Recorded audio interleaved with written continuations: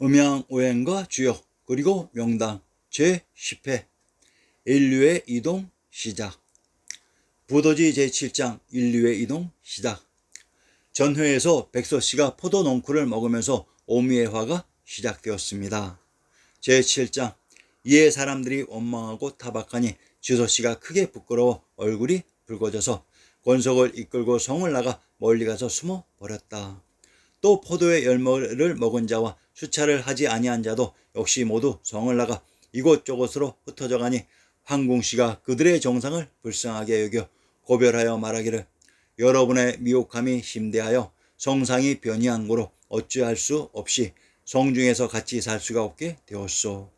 그러나 스스로 수증하기를 열심히 하여 미혹함을 깨끗이 씻어 남김이 없으면 자연히 복본할 것이니 노력하고 노력하시오 하였다.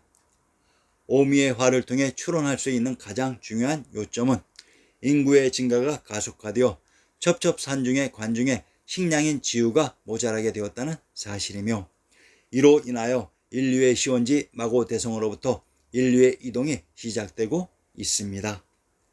가뭄. 이곳 인류의 시원지 관중에 흐른 한강인 압록강이 마른 것 같습니다. 그래서 시원 인류의 이동이 시작되었던 것으로 이러한 정황에 대한 일례를 보여드리겠습니다. 상고사에 등장하는 황제들의 황하의 치수와 대운하 공사가 바로 인류의 시원지에 흐른 한강인 압록강의 치수였습니다. 탕왕의 7년 대안. 대당서역계 성의 동남쪽 백여리에 큰 강이 있었는데 그 강물이 끊겼다. 그래서 왕은 나한에게 가서 물었다. 큰 강의 물을 이 나라 사람들이 나누어 쓰고 있습니다. 그런데 지금 갑자기 강물이 끊겼으니 이것은 대체 누구의 잘못입니까? 정치를 공평하게 하지 못하였거나 저의 덕이 널리 두루 미치지 못하였던 것입니까? 그렇지 않다면 어찌하여 이토록 무거운 재앙을 내리는 것입니까? 순자 중에 다음과 같은 한 가지를 기록하고 있다. 상나라 탕 임금 시대에 한 차례 가뭄이 발생해 연속 7년 동안이나 비가 내리지 않았다. 낙수와 하수의 물도 말라버렸고 모래도 햇빛에 뜨거워졌으며 돌맞아 익어버렸다. 탕 임금은 몹시 곤혹스러웠고 아주 괴로웠다. 이에 경건하게 사람을 파견하여 삼족종을 가져다 신령에게 기도를 드렸다. 아울러 존경하는 심정으로 성실껏 말하기를 저의 정치가 합당하지 않아서입니까? 아니면 제가 백성들을 고통받게 했기 때문입니까? 아니면 탐호했기 때문입니까? 아니면 궁궐이 너무 호화롭기 때문입니까? 아니면 옷에 치장한 장식이 너무 많기 때문입니까? 왜 날이 가물고 비가 오지 않아 이 지경에까지 도달했습니까? 저는 진실로 허물을 고치고 싶습니다. 기도가 다 끝나기도 전에 하늘에서 큰 비가 내렸다.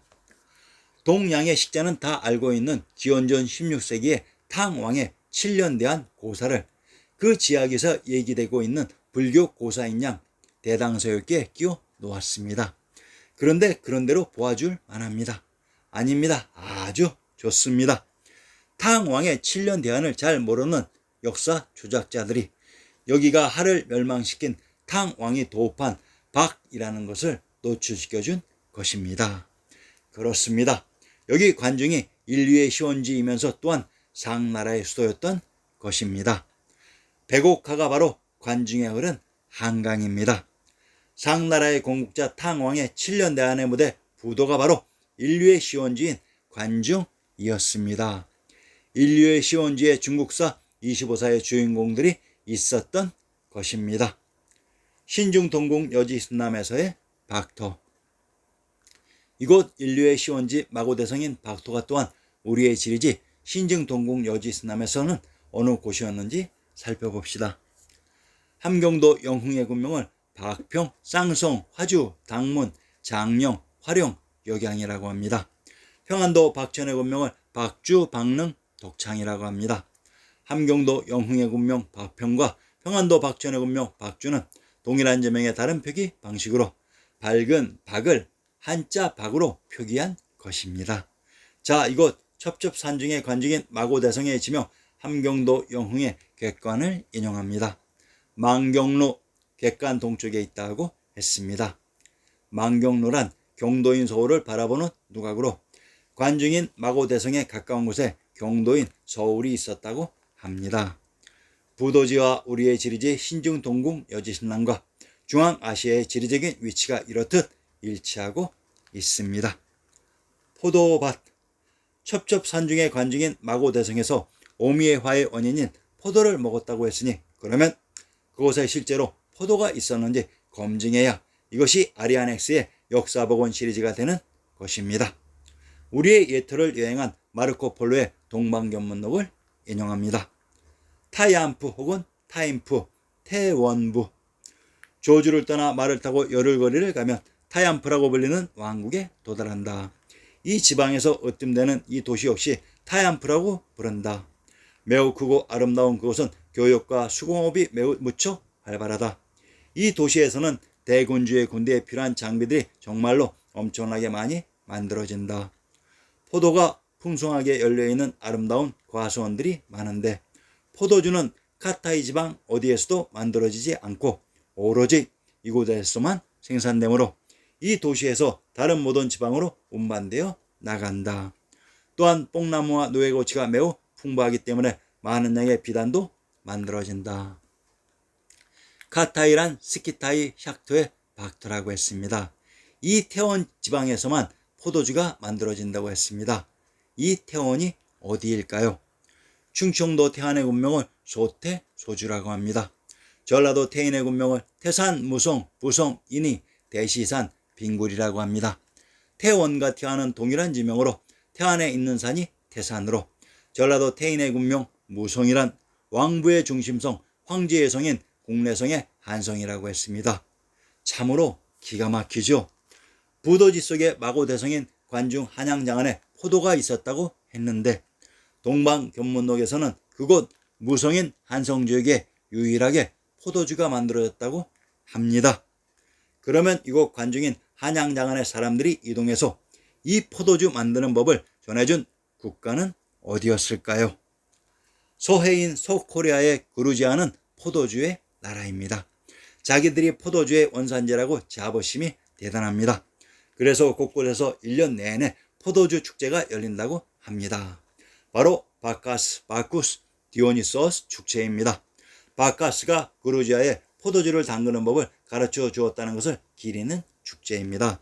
원래 바카스 축제는 포도 수확철과 포도주 담그는 때에 맞추어 벌어지는데 지금은 1년 내내 벌어진다고 합니다. 이 바카스란 파샤 즉 보살님의 주석처인 보살부 교황청의 의미입니다. 물론 보살님이란 의미도 됩니다. 박달의 사르짜르 황제국은 교황님이 박사님이 되십니다. 우리가 말하는 보살인 박사가 바카스로 남아있는 것입니다. 그 이름은 카프카스 산맥에도 남아있습니다. 카프카스는 카르트의 바카스님인 것입니다. 이 서방세계의 보살님인 미륵보살님 즉 현실 역사에서는 미트라 신으로 조작된 이 미륵보살님이 카프카스 산맥 아래에 주석하고 계신다는 말인 것입니다.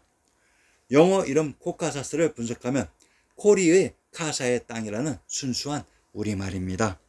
그러나 유는 부위와 통하는 말이기 때문에 카프카스가 되어 까르의 바카스의 땅이라는 말이기도 합니다. 서해 보살님은 미륵보살님입니다. 미륵보살님은 산스크리트어로 메트레야, 팔려어로 메띠아, 영어로는 메시아, 미트라, 미스라, 미로 등으로도 부릅니다. 미륵보살은 현재는 보살이지만 다음 세상의 부처로 나타날 것이라고 불교에서 믿고 있는 미래의 구세주로서의 보살이다. 불교 교리에 따르면 용화수 아래에서 곧담아 붙다가 제도하지 못한 모든 중생들을 제도할 부처로 수기를 받았다. 팔려의 메띠아는 이 미륵보살의 메시아와 통하는 동일한 말입니다. 그 의미는 미래의 구세주라는 말입니다. 이게 무슨 말인가요? 유럽 쪽의 현 기독교의 메시아가 아닌가요? 의미도 구세주라는 같은 의미가 아닌가요? 우리의 역사무다의 중심부에서 이동한 보살님들이 만든 서코리아의 중심이 현재의 그루지아로 그루와 코리는 동일한 말로 그곳의 사람들에게 포도주 담그는 법을 가르쳐 주었던 것입니다. 이곳 그루지아에서 진출한 유럽의 세력들이 바로 시랍인 슬라브였습니다. 인류의 시원지 부도인 블리부리의 의미. 브리타뉴, 브리테니카, 브뤼셀의 브리와 우리의 용어 브리부리는 동일한 말입니다. 동일한 주체의 사람들이 만든 동일한 용어입니다. 동방견문록에 풀이라는 말이 자주 등장합니다. 어느 한 지역에만 가면 이 용어가 등장합니다. 프리성강, 브리성강 즉 브리성 부도성에 흐른 강입니다. 이 프리부리는 과연 무슨 의미일까요? 바로 박도를 가리키는 말입니다. 박도는 박도이기도 하고 부도이기도 합니다. 부도는 불벌, 불이이기도 합니다. 정약용의 여유당전서 제유집 상권 강역고를 인용합니다. 김부식이 가로되 고구려의 국내성을 브리성이라고도 불렀습니다. 한서에는 낙랑군의 속견에 브리언이 있다고 했습니다. 마르코 폴로가 말하는 프리상강은 바로 브리성강, 상나라 부도 또는 브리성 부도성에 흐른 강인 것입니다. 브리성강, 현지에 그리고 그곳을 방문하는 사람들이 브리성강이라고 할 때 느끼는 묘한 자부심과 부러움을 생각해 보십시오. 이 브리성강을 반도에서는 앞에 불자를 빼고 예성강이라고 조작해서 갖다 붙였습니다. 바로 첩첩산중인 관중인 마고대성에 흐린 브리성강이 바로 한강인 압록강입니다. 전한 때는 이곳 쿠올러에 위리 왕국이 있었으나 오래 못 가고 구자 왕국에 흡수되었다. 이 위리라는 말은 부리에서 온 말입니다. 순경운 비읍의 부리는 우리로 혹은 순경운 비읍의 비리는 위리로 발음됩니다. 한성을 하남 위례성이라고 합니다.